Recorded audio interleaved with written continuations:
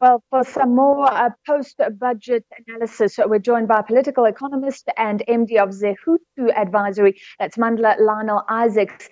Mandla, thank you for being with us. So now that the numbers have sunk in, this whole debt problem has been outlined, but do you believe that the finance minister offered any solutions to reining in that debt? Not really. Unfortunately, we've kind of become used to this situation over the last several years. You must remember that the finance minister, he basically controls the finances, he controls government bank accounts, and he oversees the money that goes out and has to raise the funds for the money that we all want to spend.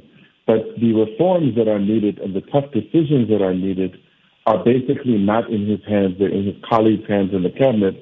And unfortunately, we've been promising these reforms for years, and the ratings agencies have lost patience, investors have lost patience.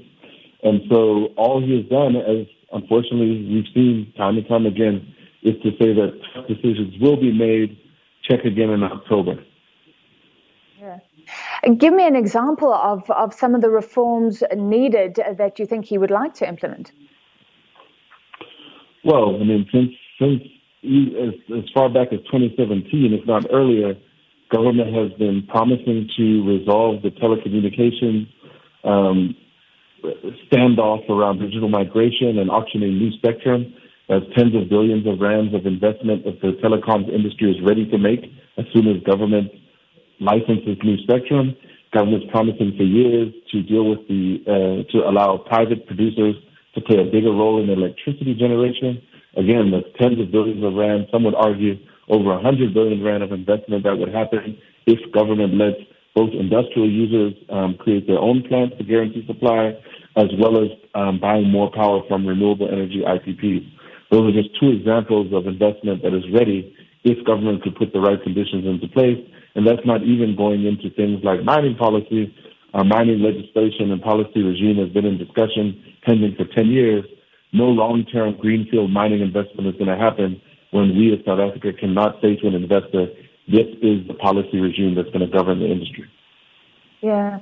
Even on an ideological level, do you agree with me that the finance minister seems to adhere to the sort of classical opinion that you shouldn't take on more than you can afford, be careful about debt, but others seemingly thinking that the Reserve Bank should be printing money, that we should spend our way out of this crisis? So we talk about his tight fiscal space, but is he also in a tight political space? Well, I think that the ideological battle in one way is overstated. So, every time there's a budget, many stakeholders on the left, particularly trade unions and others, come out and say, well, it's an austerity budget. But the reality is we don't have money. We don't have the money to afford the kind of government expenditure we want. And unfortunately, over the last decade, we've spent on public sector wages, which is consumption spending. We haven't spent on things which expand the economy's capacity to generate revenue, such as fixed investment in infrastructure. There is certainly an ideological disagreement on, where on the role of the Reserve Bank and what role it can play. Obviously, advocates of new monetary theory are saying that the Reserve Bank can just print money. Obviously, the Reserve Bank governor is not minded to do that. But before we even get into that ideology, I think the reason he's not minded to do that is because it doesn't make sense when there's obvious things that you can do along the lines of the things that I just mentioned to allow private sector investment, when there's obvious microeconomic reforms that the government can make that will improve growth and improve the fiscal environment, economic environment. It makes sense to do those things first rather than make a whole bunch of mistakes and then print money to try to juice the economy. Yeah. Where does this leave us, Mandla? Does it mean it's hopeless? The minister suggesting we're at a crossroads. Do you think we're going down the wrong road? We will see more debt, or can this be turned around? So just very briefly, I'll say, look, the debt that we're getting from these international institutions, that's not bad debt. The reason we're members of organizations like the IMF and the NDB is to prepare for unexpected situations like COVID-19. That's not bad debt. Some of the other borrowing done, as I just alluded to, has been bad.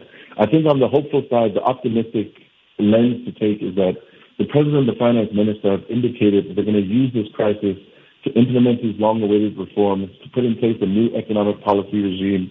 On Tuesday, the president's infrastructure symposium was attempting to raise hundreds of billions of rands for infrastructure projects, which will contribute to growth and sustainable growth in the economy. I think the thing to look to is that this crisis, how will it be used by the president, the finance minister, and other reform-minded members of cabinet to put us on a new growth path? Never waste a crisis, and the president has promised to do just that. All right. Thank you very much for your analysis tonight. That was political economist Mandla Lionel Isaacs.